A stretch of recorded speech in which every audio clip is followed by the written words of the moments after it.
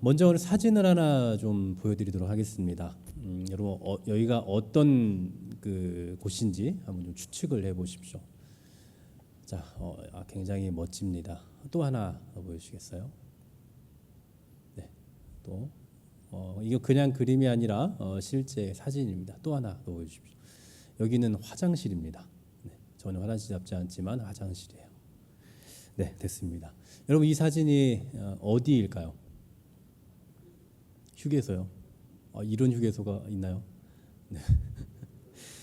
전 세계에서 이 기업 가치로 애플, 그다음에 마이크로소프트에 이어서 3위에 해당하는 구글 아시죠? 구글 회사 본사가 뉴욕에 있는데요. 바로 그 뉴욕 본사 사진입니다. 무슨 호텔이나 되겠거니라고 생각하셨을지 모르겠습니다만 놀랍게도 한 대기업의 사무실입니다.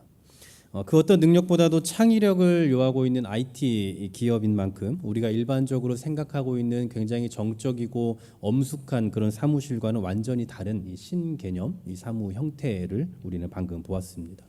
이미 오래전부터 이 구글이라는 이 업체가 가지고 있는 어떤 그런 마인드 아니면 어떤 사무 형태, 근무 여건 이런 것들이 전 세계적으로 알려지면서 우리 국내에도 이러한 비슷한 형태의 변화들을 시도해 오고 있고 또 지금도 또 많이 시도하는 중에 있습니다. 이미 국내 여러 IT 계열 특히나 이 더 많은 회사들에서 다양한 근무 형태를 제시하면서 파격적인 그런 변화를 선보이고 있는 중에 있습니다. 저도 목회자이지만 이런 곳에서 일하면 참 좋겠다라는 생각을 해봐요. 이런 데서 해보면 설교도 더 잘 영감이 떠오를 것 같고 더 이렇게 창의력이 좀 나오겠다라는 생각도 해봅니다만 저뿐만 아니라 아마 모든 사람들이 이런 류의 이런 비슷한 형태의 혹은 이와 비슷하고 이보다 더 좋은 그런 자유롭고 또 굉장히 파격적인 형태의 근무 여건을 기대하리라 생각이 됩니다.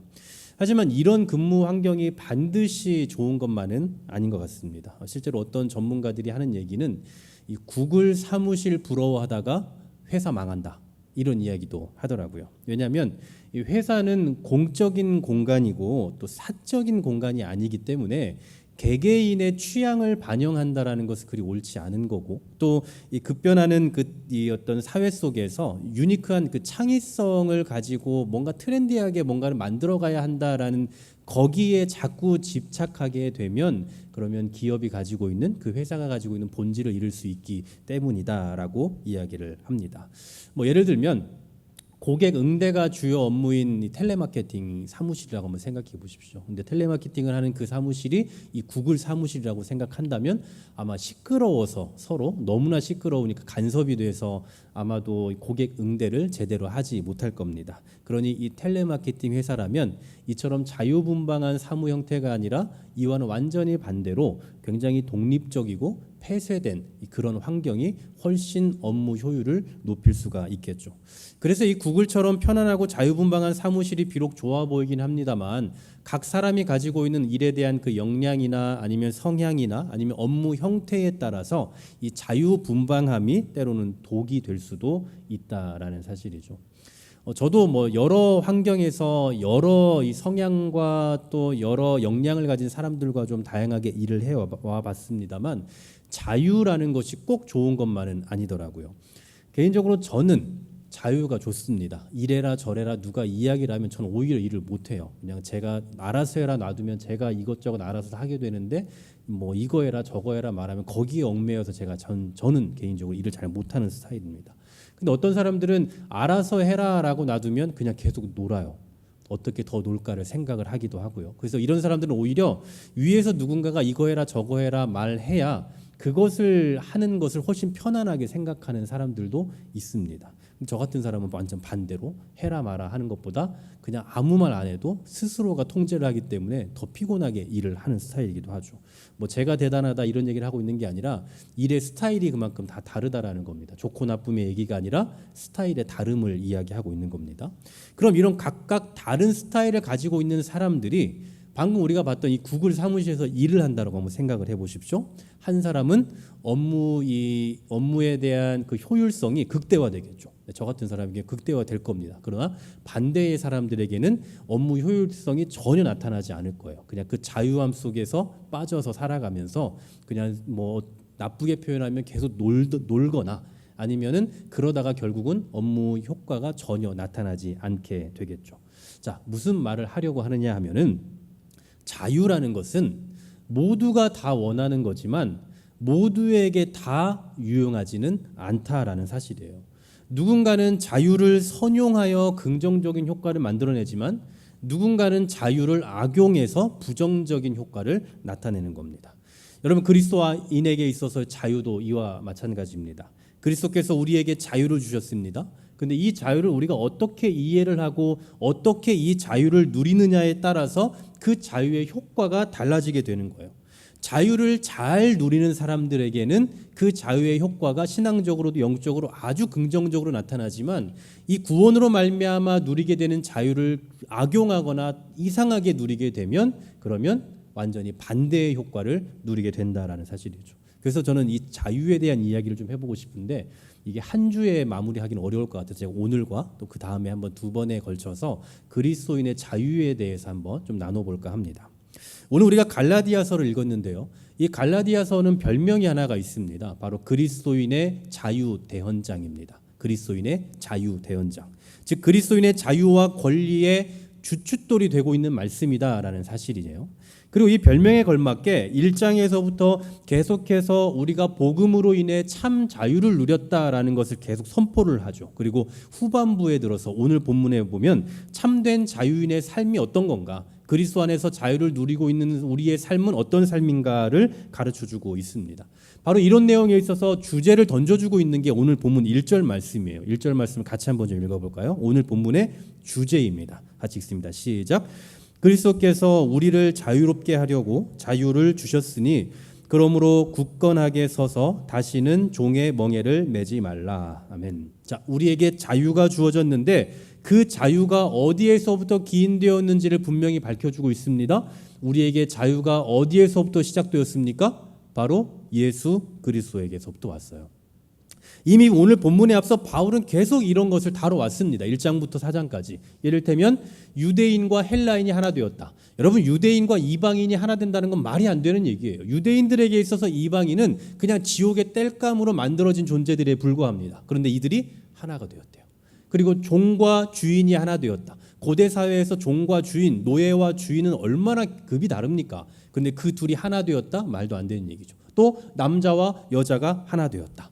하나같이 어마어마한 선언들이에요. 그 당시에는 굉장히 충격적인 선언들입니다. 나름 조직과 체계가 있고 넘지 말아야 할 선이 있다라고 여겨졌던 그 사이에서 복음으로 말미암아 이 사이가, 이 선이, 이 장벽이 완전히 제거되었다라고 선언하고 있는 거예요.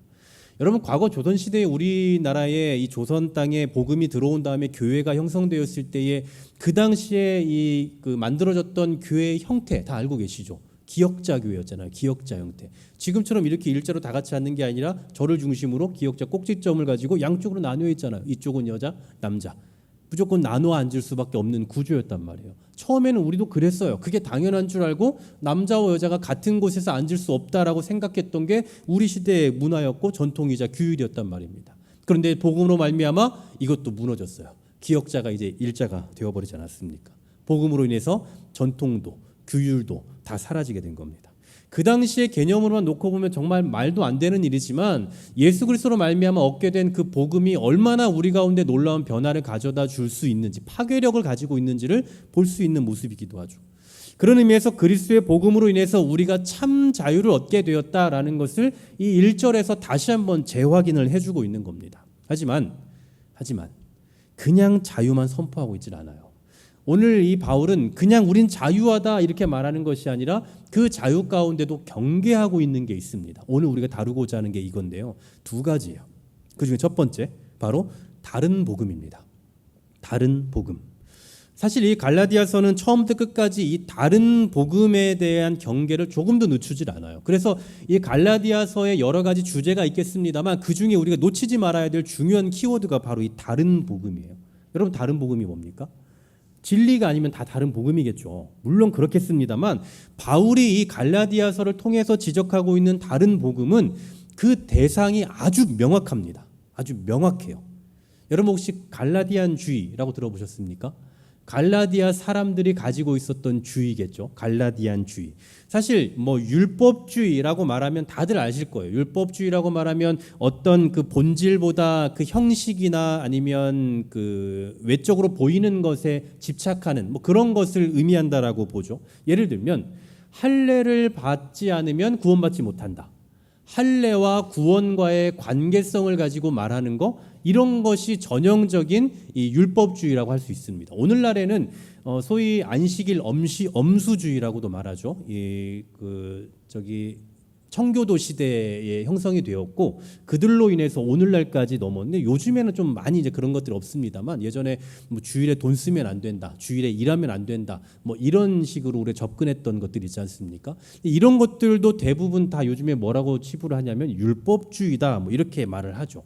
당시의 신약의 이 그리스도인들에게 있어서 이런 율법주의는 경계의 대상입니다. 쉽게 말하면 율법, 형식을 중시하는 율법과 예수 그리스도로 말미암아 구원받는다는 이 복음의 경계가 아주 명확했다라는 거예요. 그냥 딱 봐도 이게 율법인지 복음인지를 명확하게 볼 수 있었고 그 이 복음 안에 있는 사람들은 율법주의를 언제나 경계했다라는 거죠. 그런데 이 둘 사이의 경계가 사라져 버린 거예요.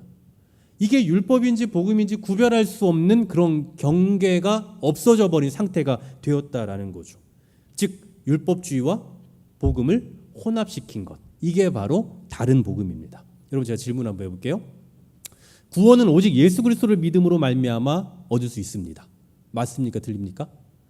네, 맞습니다. 구원은 오직 예수 그리스도로 말미암아 이룰 수 있습니다. 그런데 이 구원을 유지하려면 율법을 지켜야 됩니다. 맞습니까? 틀립니까? 틀린 얘기예요.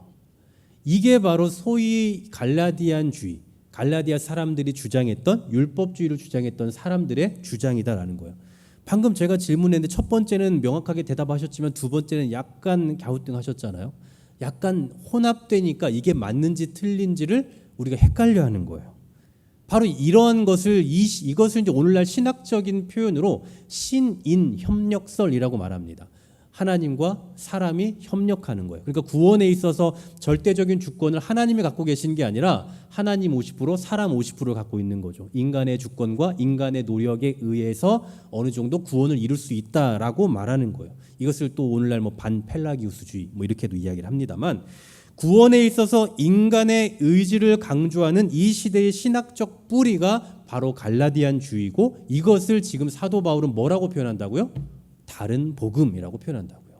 그러니까 이 복음이 아닌 진리가 아닌 것이 다 다른 복음이지만 그 가운데서도 사도 바울이 지적하고 싶은 다른 복음은 바로 이거예요.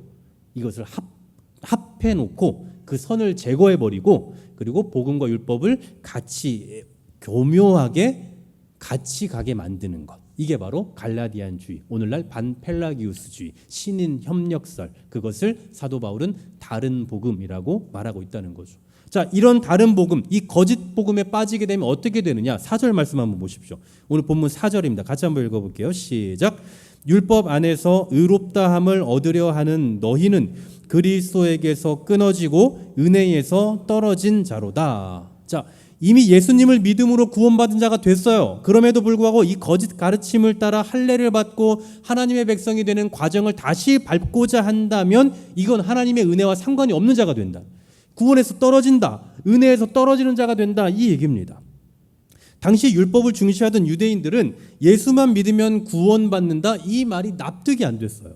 말이 안 되는 얘기입니다. 여러분 생각해 보십시오. 조상 대대로 지금까지 전통적으로 조상 대대로 할례를 받아야 언약 자손이 된다라고 믿어왔고 그렇게 해왔단 말이에요. 그런데 갑자기 어느 날 이제 그런 거 없어도 구원받을 수 있는 방법이 있다. 그 방법은 오직 예수만 믿으면 된다라고 말하니까 말이 안 되는 얘기잖아요. 그동안 전통적으로 계속해서 이렇게 해왔는데 율법을 지켜야 하고 할례를 받아야 됐는데 이 남성의 그 성기의 포피를 제거하는 일을 해야만 언약 백성이 된다라고 믿어왔고 그렇게 살아왔는데 갑자기 이거 다 필요 없고 예수만 믿으면 된다라고 말하니까 납득이 안 된다고요. 그럼에도 불구하고 자꾸 그걸 강조하니까 그래서 나도 신앙인이 됐으니까 이것을 놓칠 수는 없고 그렇다고 이것을 같이 갈 수도 없으니 어떻게 할까라고 해서 생겨난 게 혼합을 시키는 거죠. 어떻게 혼합이 됐습니까? 예수 믿으면 구원받는 거 맞아.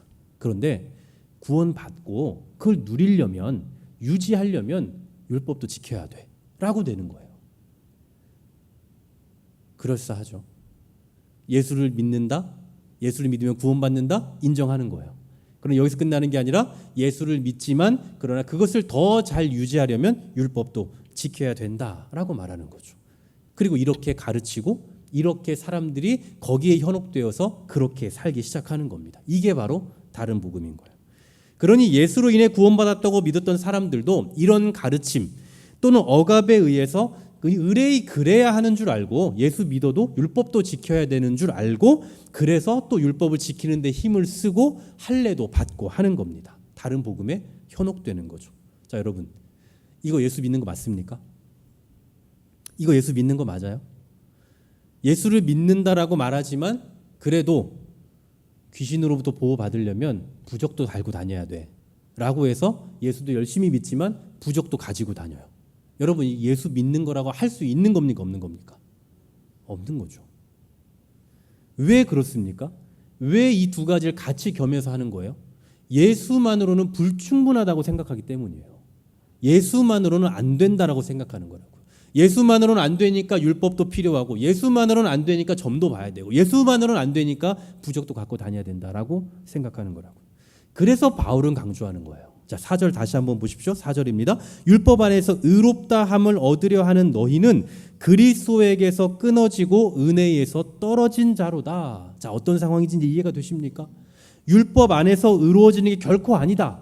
오직 우리는 예수 그리스도로만 말미암아 의로워지는 거다라고 강조하는 겁니다. 계속해서 말하기를 5절과 6절을 보시면 좀 더 구체적으로 말하는데 5절, 6절 같이 한번 또 읽어볼게요. 5절, 6절 시작. 우리가 성령으로 믿음을 따라 의의 소망을 기다리노니 그리스도 예수 안에서는 할례나 무할례나 효력이 없으되 사랑으로서 역사하는 믿음뿐이니라. 아멘. 자, 우리는 율법을 의지하는 게 아니라 성령으로 말미암는 의의 소망을 기다린다라고 말합니다. 자, 이게 무슨 말이냐면 우리가 율법을 지킴으로 거룩해져 가는 것이 아니라 율법을 더 많이 지키면서 우리가 선해져 가는 것이 아니라 성령으로 인해서 거룩해져 간다라는 겁니다. 수동적인 거예요. 그러니까 내가 노력해서 되는 것이 아니라 성령으로 말미암아 성령으로 인해서 우리가 거룩해져 간다 이 얘기입니다. 그러니 말도 안 되는 다른 복음 따르지 말라 이 얘기예요. 말도 안 되는 얼토당토하는 그 다른 복음 따르지 말고 그냥 자유해라. 우리는 복음을 가졌으니 그 율법에 얽매이지 말고 어떤 조문에 얽매이지 말고 자유해라 이 얘기를 하고 있는 겁니다. 어쩌면 사도 바울이 이 복음을 전하면서 유대인들로부터 핍박을 받았던 이유도 다 여기에 있는 겁니다. 여러분 11절 말씀 한번 보십시오. 11절 이렇게 말씀하죠.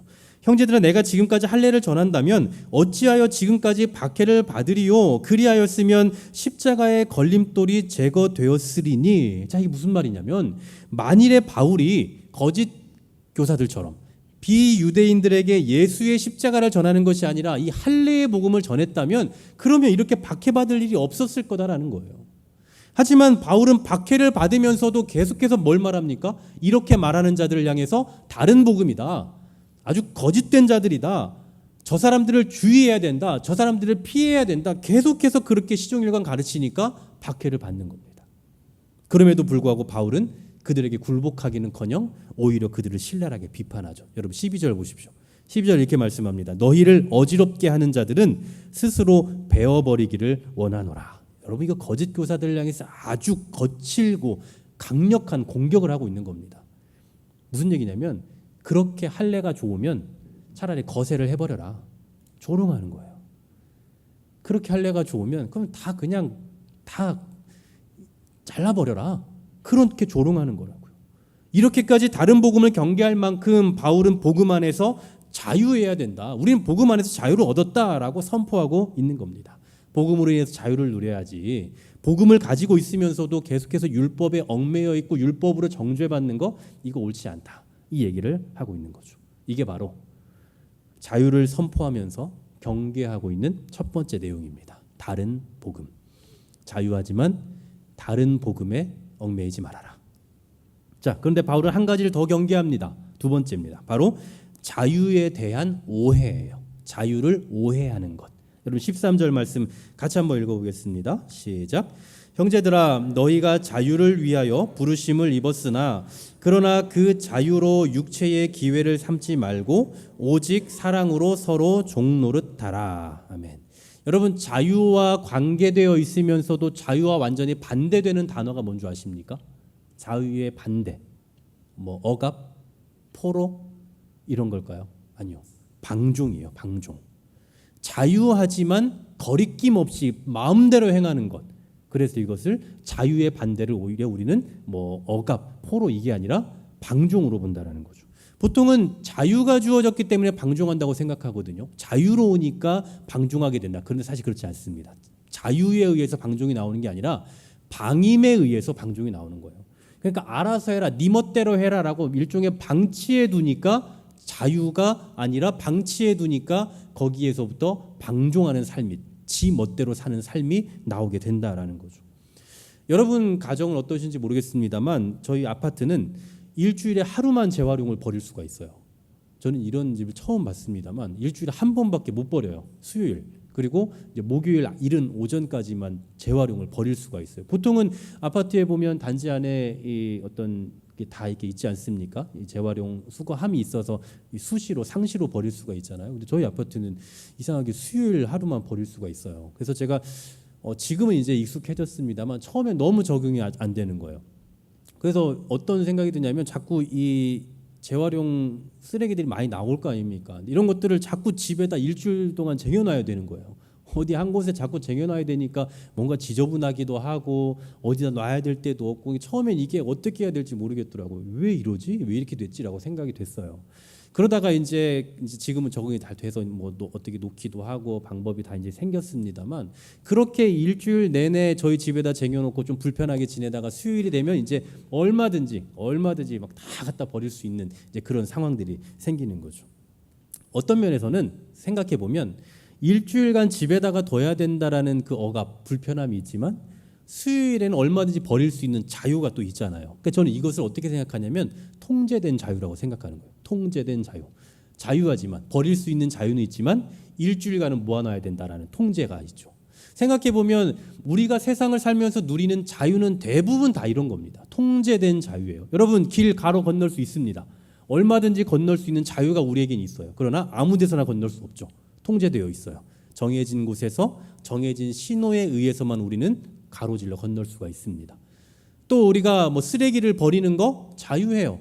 그러나 각각의 지자체가 정해놓은 그 날에 또 그 어떤 봉투에 또 그 지정된 장소에만 버려야 된다라는 통제된 자유를 우리는 누리게 되죠. 여러분 학교 결석하는 거 자유입니다. 안 가도 돼요. 그런데 학교에서 정해놓은 수업 일수만큼을 가지 않으면 그러면 유급되는 그런 통제됨 속에서 우리는 자유를 누리죠. 생각해 보면 교회를 안 나오는 거, 예배 자리에 안 나오는 거 자유죠. 근데 우리는 유급제도가 없네요. 네, 우리 교회가 좀 유급제도를 한번 좀 만들어 볼까요? 예배 몇 번 빠지면 뭐 치리한다 뭐 이런 거. 네, 농담이고요. 이처럼 우리가 누리는 자유는 대부분 다 통제 안에서 자유를 누린다는 겁니다. 통제된 자유예요. 그런데 이 갈라디아 교회에 선포된 자유는 어떤 사람들에 의해서 왜곡된 해석을 가져오는 겁니다. 왜곡된 해석. 다시 말하면 자유가 주어졌으니 이제 막 살아도 된다라는 거예요. 율법을 지키지 않아도 되는 자유가 주어졌으니 이제 막 살아도 된다라고 생각한다고요. 생각해보면 그렇습니다. 예수만 믿으면 되잖아요. 예수만 믿으면 구원 받잖아요. 그러니 그냥 예수만 믿고 막 살면 되지 않겠냐라는 거죠. 또 반대로 막 살다가도 예수만 믿으면 되는 거 아니냐, 그러면 구원받을 수 있는 거 아니냐라고 생각하는 사람들이 있다라는 겁니다.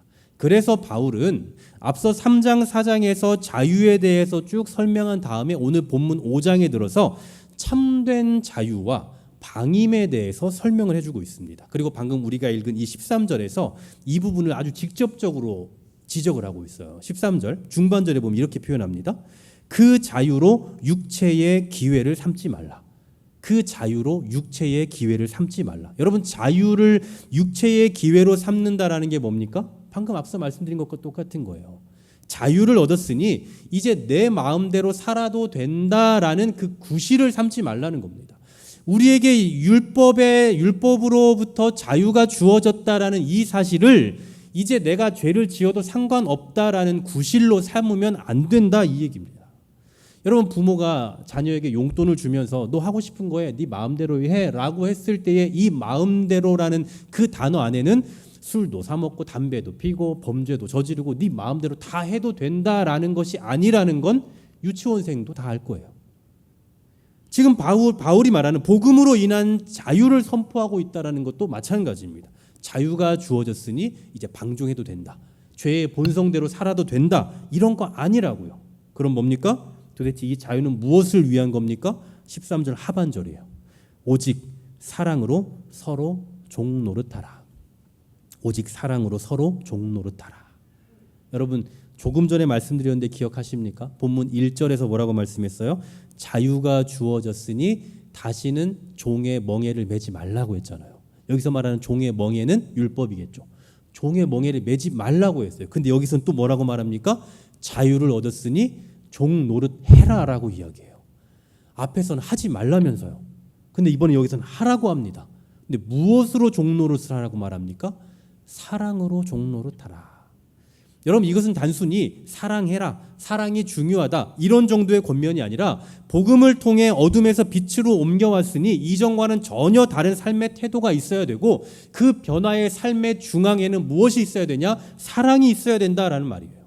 그 당시에는 로마 시대잖아요. 로마 시대에는 인구를 보면 이 인구의 4분의 1 이상, 그러니까 25% 이상이 다 노예나 종이었습니다. 그러니까 4명이 모이면 4명 중에 1명은 무조건 노예나 종인 거예요. 그러니 오늘 이 말씀을 받고 있는 수신자들의 입장에서도 상당수가 종이나 노예였겠죠. 그러니 그들은 종 노릇이라는 표현이 어떤 건지를 알아요. 여러분, 우린 종으로 살아보지 않았으니까 종이 어떤 건지 모르고 종 노릇이라는 게 어떤 건지도 모르지만 이것을 읽는 사람들은 종 노릇해야 된다라고 말하는 게 얼마나 매여 있는 삶이고 얼마나 힘든 삶인지를 너무나 잘 알고 있다고요. 그런데 그런 사람들에게 사랑으로 종 노릇해야 된다라고 말하는 건 아주 강력한 요구인 겁니다. 정말 사랑을 해야 되는구나, 이거 보통 일이 아니구나라는 것을 알게 된다라는 거죠. 그러니 복음으로 인해 자유가 주어져도 이제는 뭘 해도 상관없어 라고 하면서 방종하는 삶으로 나가면 됩니까? 안 됩니까? 안 된다라는 사실이에요. 오히려 복음으로 자유를 얻은 자로서의 그 삶이 더 강력하게 요구된다라는 사실입니다. 서두에 제가 말씀드렸던 구글, 그렇게 자유롭고 그렇게 편안하고 좋은 사무실을 구축하는 이유가 뭡니까?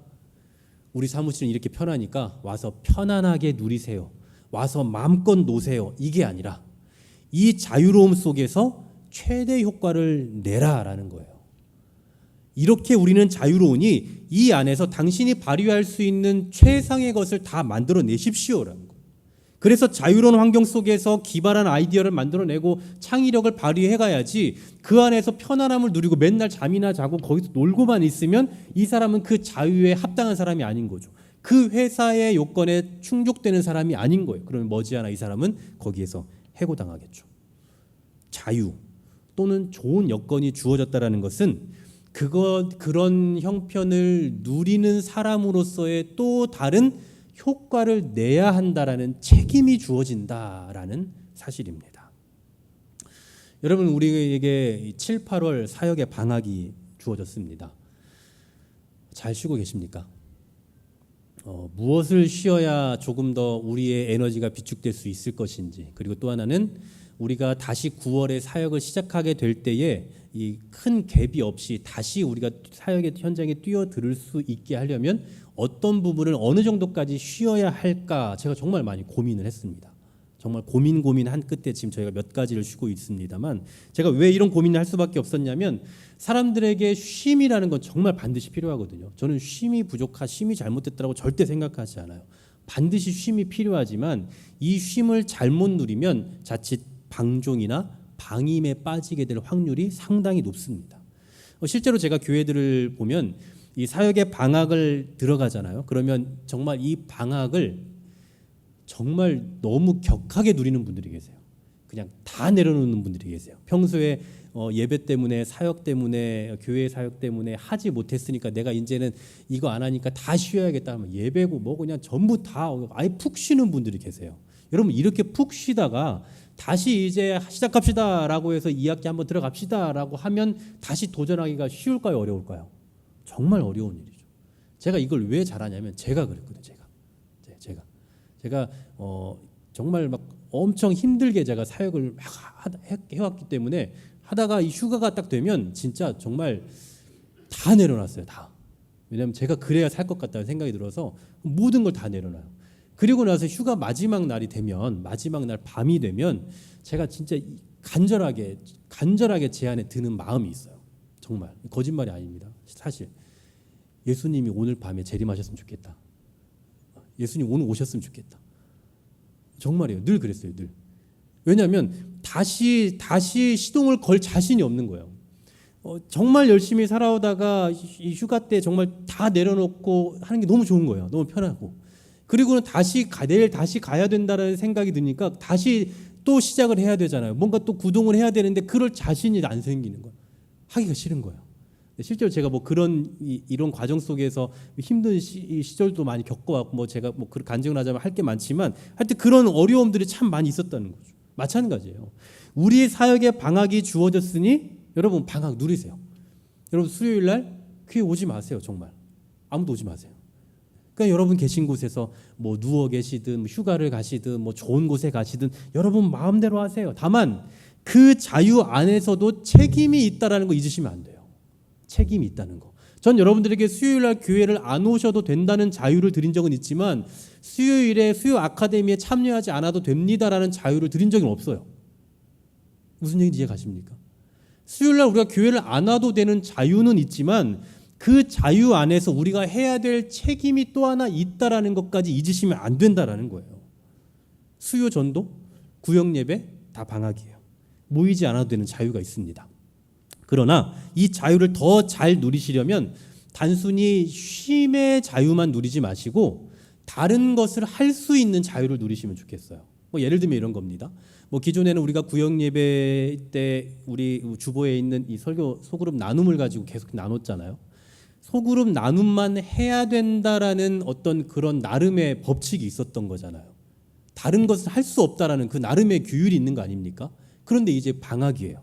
자유가 주어졌어요. 그런 이제 모이지 않아도 된다는 자유만 누리는 게 아니라 그동안 우리가 이것만 할 수밖에 없었으니 이제 우리 방학 때 소풍 한번 갑시다. 우리 방학 때 우리 구역끼리 같이 식사 한번 합시다. 이런 자유를 더 누려보자라는 사실이에요. 언제는 푹 쉬라더니 더 고생을 시키고 있네 뭐 이런 표정인데 이처럼 우리가 자유를 누린다는 건요 그냥 아무것도 하지 않거나 내 마음대로 하는 게 아니라 이 자유를 누림으로 인해 더 좋은 효과와 이득을 누릴 수 있어야 된다라는 사실입니다. 쉼의 결과가 에너지 방출로 나타나는 게 아니라 쉼의 결과가 에너지 풀 충전으로 나타나야 된다라는 사실이에요. 그럴 때 진정 우리가 자유를 잘 누렸다, 잘 누리고 있다라고 말할 수 있는 겁니다. 사랑하는 여러분, 오늘 사도 바울은 우리가 복음으로 인해 율법에 얽매이지 않고 자유를 얻게 되었다고 아주 확신 있게 가르쳐주고 있습니다. 더 이상 우리가 할례 아니면 뭐 음식에 대한 규례, 안식일에 대한 규례, 제사에 대한 규례 이런 거에 얽매일 필요 전혀 없습니다. 한마디로 저와 여러분에게는 그리스도로 말미암아 참된 자유가 주어졌다고요. 그러나 이 자유는 복음을 소유한 자다운 삶의 내용에 있어서만큼은 이전에 비해 훨씬 더 강력한 요구가 있다라는 것을 잊으시면 안 됩니다. 이 자유의 결과가 방임이나 방종이다고 생각하셨다면 큰 오해예요. 예배의 자리에 나오지 않는 거 여러분 자유입니다. 기도 생활하지 않는 거 여러분의 자유예요. 그러나 이건 복음으로 인해서 자유를 누리고 있는 게 아니라 복음으로 말미암아 자유를 잘못 누리고 있는 겁니다. 방종으로 누리고 있는 거겠죠. 복음으로 인해서 우리가 참 자유를 누린다면 오히려 예배의 자리를 더 잘 지켜나가는 거예요. 예배를 안 할 수 있는 자유를 누리는 게 아니라 예배 안에서 누리는 자유를 얻는 거라고요. 그리고 또 기도를 안 할 수 있는 자유를 누리는 게 아니라 기도를 내 마음대로 얼마든지 하나님 앞에 할 수 있는 자유를 누리는 것이다라는 겁니다. 복음으로 말미암아 참된 자유를 누리고 계시는 사랑하는 여러분, 이제 복음으로 누리게 된 이 자유 안에서 더 사랑하고 섬기고 예배하고 말씀 안에 거하며 또 그러한 삶을 살아내는 성도가 되시기를 간절히 소망합니다.